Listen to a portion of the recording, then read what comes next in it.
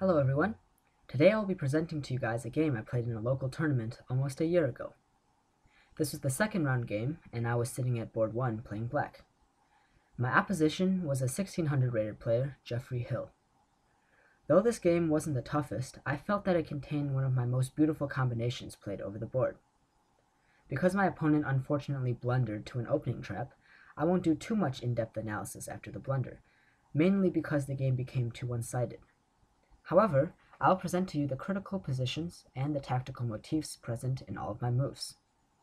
By combining very basic and elementary tactical principles such as pins, forks, discoveries, and skewers, I was able to pull off an amazing 15-move combination at the end of the game. While this might seem daunting, by recognizing these patterns, you may be able to do something similar as well. So let's get started.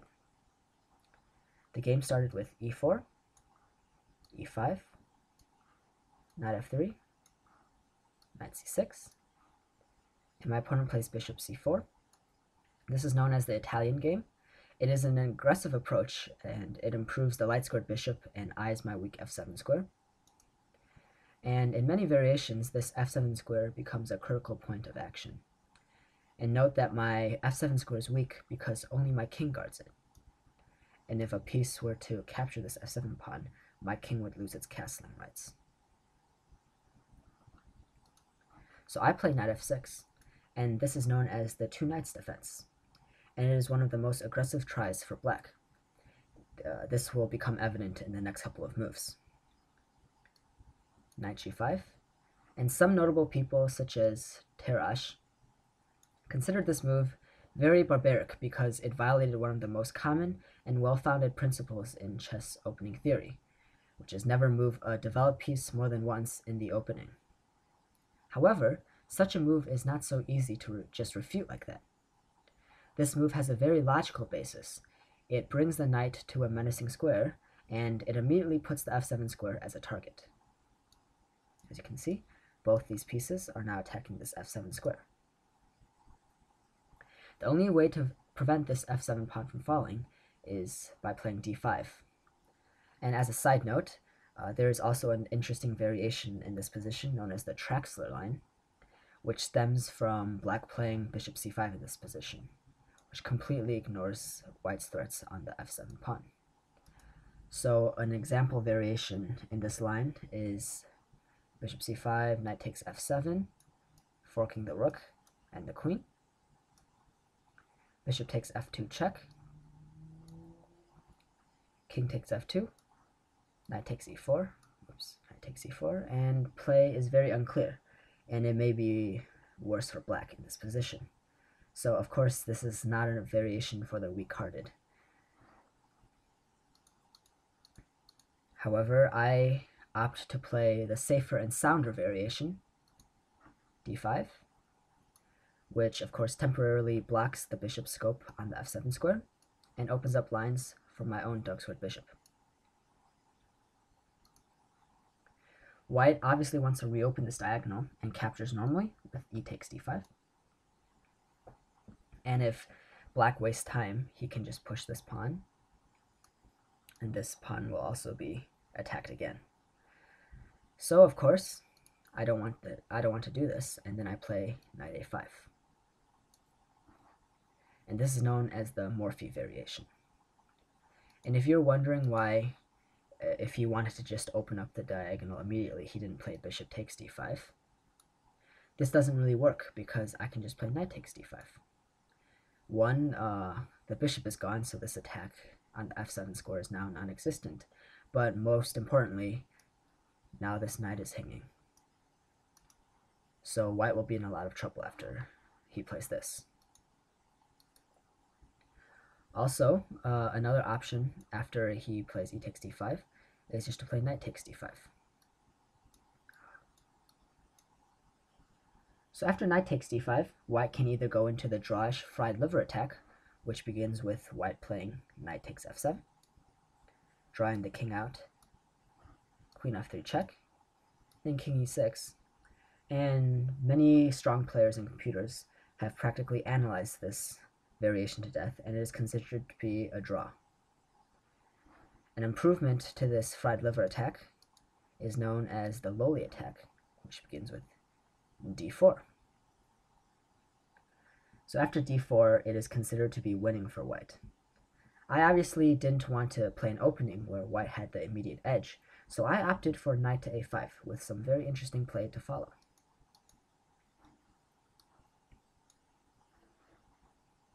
So after knight to a5, play commenced bishop to b5, c6, take, take. And after these sequence of moves, I find myself pawn down. However, let's examine this position further. White has a few advantages in this position. He is up a pawn in material, and he has superior pawn structure compared to black's. As you can see, all his pawns are connected, while I have fractured pawn structures. An isolated A pawn and an isolated C pawn. Development-wise, you could also consider white to be slightly ahead. He has two pieces on active squares, while I have a knight that's not really doing anything, and a knight on the rim, which is considered to be bad. Sorry. And this, however, is not as one-sided as they appear. It actually turns out that black's fractured pawn structure is actually a strength. It gives me some very natural development moves, like I can improve this bishop here, here, or here. I can bring this bishop out here. I can bring this bishop here also. I mean, I can castle, and then I have some nice open files, the D file and the B file. And then I can bring my knight over here, and everything will be threatened. So sorry for all the arrows, but I just wanted to emphasize that development is very easy for me. Furthermore, I have some nice tempo gating moves to drive back white's pieces. So let's continue with the game and see how I achieve my counterplay. So white makes his first mistake of the game and plays bishop a4. And I say this is the first mistake of the game, but it's not so obvious as to why it's a mistake. It seemingly maintains the pin of the c6 pawn to my king, and it keeps this bishop on this nice diagonal. However, the reason I say it's a dubious move is because this bishop will become offsides in the future. As you can see, white has no real way to effectively exploit this pin in the future, and black will launch his attack. A much better alternative in this position is probably just queen f3, which eyes this rook and immediately puts pressure on black's position. So after he plays bishop a4, I can just play h6. As you can tell, with h6, white's quote-unquote threatening pieces are in actuality overextended. His pieces begin to waste even more moves retreating. So after knight f3, I play e4, and this either forces the knight back to g8 or queen e2, which temporarily pins this pawn to my king. However, my opponent played a very bad move, which is actually an opening trap, knight e5. So here in this position, I want you guys to pause your videos and see how I win a piece in this position. So if you said queen to d4, you are absolutely correct. With queen to d4, it's a double attack on both the e5 knight and the a4 bishop. So unfortunately, he's going to have to part with one of these minor pieces. So my opponent just plays knight takes c6, and then I capture on a4. So now I'm just a minor piece up. And if you're wondering why bishop takes c6 didn't work, after bishop takes c6 check, I can play knight takes c6, he plays knight takes c6, and I play queen c5, and all of black's escape squares are gone.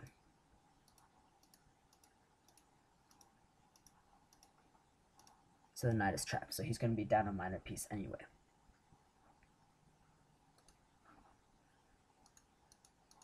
So after this, I'm attacking his knight, so he brings his knight back, and then I play queen d4. which centralizes my queen again and attacks the knight. So of course he has to defend this knight. And he plays f4. And then I play bishop c5, which improves my bishop and threatens the obvious mate in 1 on f2. And notice here how easily I can develop my pieces, and this is pretty much the reason why I play this variation, because it's all fun for black because he gets to attack all the time, and it's no fun for white because he has to defend for many, many moves. So he plays queen e2, which is the only natural way to defend. And then I play bishop b6, which is a prophylactic move. This means I am preventing or eliminating my opponent's threats first before I begin to administer my own. So if you were wondering what white's threat was in this position, he wants to play c3 and then queen b5, which attacks this knight. And c3 is an important move because it disrupts and uncoordinates my pieces by deflecting this queen. And I'm saying it deflects the queen because now the mate in 1 threat is no longer there. So bishop b6 prevents all of this. So after bishop b6, my opponent plays a suicidal move, d3. Here, white should probably just plan to develop his pieces with knight to c3. And at this point, I will just show the game and my thoughts in each position because it is very one-sided. So here, I play the move bishop to a6. Improves one of my undeveloped pieces to a nice diagonal, and immediately pins this d3 pawn to the queen. My opponent plays knight d2. I castle, getting my king to safety first before launching an all-out attack against my opponent's king. And notice how white's king is stuck out in the center and is threatened from all sides. He plays rook f1, and then I trade off pawns so I can open this e-file, and so I can increase pressure on this pawn, which is important because it's pinned to this queen. So after this, I played rook a to d8, right, increasing pressure on this pin and this pawn. He plays knight d to f3, which is obviously trying to get rid of this pressure. And however, I will just first maneuver my queen to provoke weaknesses, and then just re-aim my queen at the d3 square later on. So I play queen b4 check. Queen d2 is forced. Can't play bishop d2 because I can just take this pawn. And then I simply play queen b5, and pressure on this pawn is regained. So here, notice how every active piece of my opponent's is actually paralyzed. His bishop has no active scores to move. His rooks have no active prospects in the near future and are unconnected due to his bishop's lack of movement. And his knights are redundant. And this one is confined to the defensive duties of this pawn. So, taking all of this into consideration, he plays here. Taking all this into consideration, I just play knight to e4. So knight to e4 is a powerful move because 1, it unorganizes white's pieces, and two, thrusts my knight into pretty much the most active square possible. So after queen c2, I play f6, which deflects an important defender of this d3 pawn. And here my opponent decides to try a failed intermezzo move, a4, attacking my queen. But now I can just simply play queen d5, and now the defense of this pawn is absolutely mandatory. So he plays rook a3, and I just capture the knight. Okay, so after knight takes e5, my critical moment begins. So before I ask you to pause your videos, let me first give you a little background information first. In this position, I had used approximately 5 minutes out of the 60 minutes I had for the entire game. This was due to how naturally I could just develop my pieces, as you could see. But because of this massive amount of time I had, I really sat down and calculated concrete variations.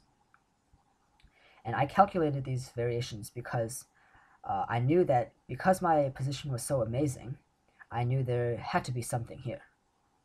So I spent the next half an hour calculating this game to the very end in a few variations.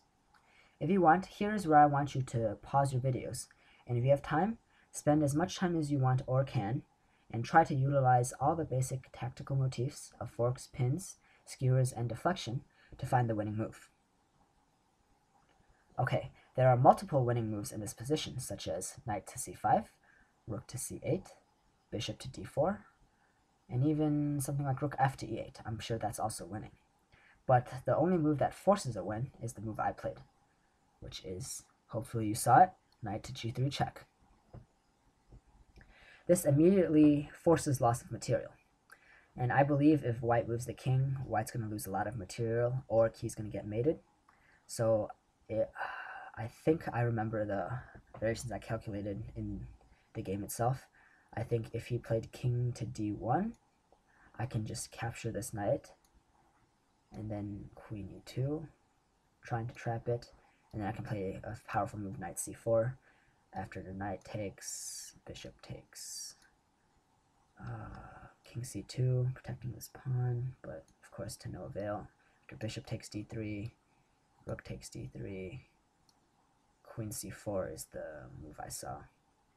And after queen c4 check, king b1, rook takes d3, and white's in a hopeless position.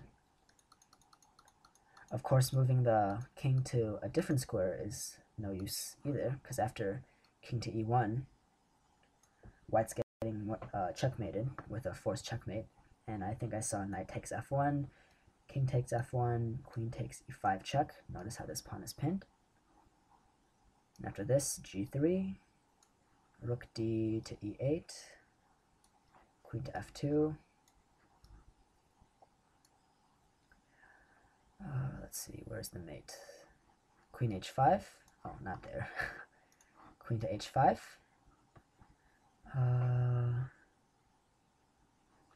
Bishop e3.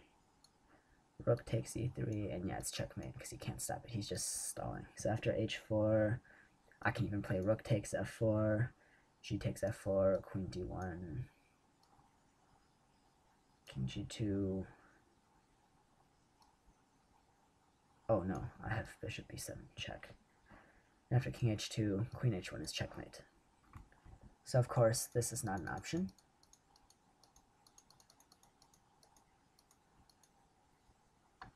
So I guess the only other reasonable option is just to take this knight.